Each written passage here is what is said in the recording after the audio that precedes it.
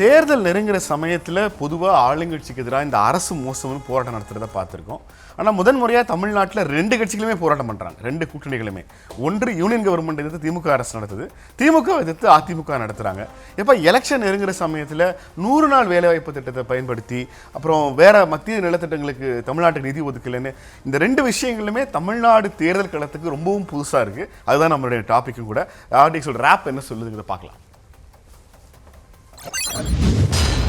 2026 தேர்தல் களம் சூடுபிடித்திருக்கும் நிலையில் ஆளும் கட்சியான திமுகவும் பிரதான எதிர்க்கட்சியான அதிமுகவும் அடுத்தடுத்த நாட்களில் போராட்டங்களை அறிவித்திருக்கின்றன. மத்திய அரசின் நிதிநிலை அறிக்கையில் தமிழ்நாட்டை பாஜக அரசு வஞ்சித்திருப்பதாகவும் அதற்கு அதிமுக துணை போவதாகவும் குற்றம் சாட்டியிருக்கும் திமுக பிப்ரவரி 12ஆம் தேதி மதச்சார்பற்ற முற்போக்கு கூட்டணி சார்பில் மாபெரும் கண்டன ஆர்ப்பாட்டத்தை அறிவித்திருக்கிறது. இன்னொரு பக்கம் ஊரக வேலைவாய்ப்பு திட்டத்தை சீர்குலைக்கும் முயற்சியில் திமுக அரசு ஈடுபடுவதாக குற்றம் சாட்டி பிப்ரவரி 13ஆம் தேதி ஆர்ப்பாட்டத்தை அதிமுக அழைப்பு விடுத்திருக்கிறது. தேர்தல் நெருங்கி வரும் வேளையில் கூட்டணி பேச்சுவார்த்தைகள், தொகுதி பங்கீடு, வேட்பாளர் தேர்வு என உச்சகட்ட பரபரப்பில் ஒவ்வொரு கட்சியும் இருக்கும் நிலையில் திமுகவும் அதிமுகவும் ஆர்ப்பாட்டங்களை அறிவித்திருப்பது எதிர்பார்ப்பை ஏற்படுத்தி இருக்கிறது. கூட்டணி சார்பாக போராட்டத்தை அறிவித்திருப்பதன் மூலம் கூட்டணியின் இணக்கத்தை சோதிக்க விரும்புகிறதா திமுக?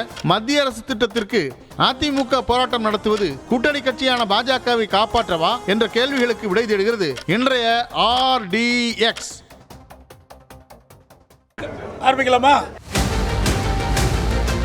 இந்த பட்ஜெட்ல பேருக்கு கூட தமிழ்நாட்டுக்கு எந்த வளர்ச்சி திட்டமும் இல்ல. நாட்டுல என்ன நடக்குதுன்னு தெரியல. இந்த தேர்தலோட இறுதி தேர்தல் திராவிட முன்னேற்ற கழகத்து திராவிட முன்னேற்ற கூட்டணிக்கு. இந்த முத்துவேல் கருணாநிதி ஸ்டாலின் கிட்ட அந்த பாட்சாலாம் பலிக்காது, எதுவும் எடுபடாது. 50 நாள் எப்படி மேஜிக் மாதிரி 120 நாட்களாக உயரும்? அவர்களுக்கு திறமை இல்ல. எப்படியும் துறக்கத்தானே போறோம், இவங்களுக்கு எதுக்கு நிதி ஒதுக்கணும் அப்படி நினைச்சிருக்கலாம். தெரியாம அறியாம பேசிட்டு இருக்க.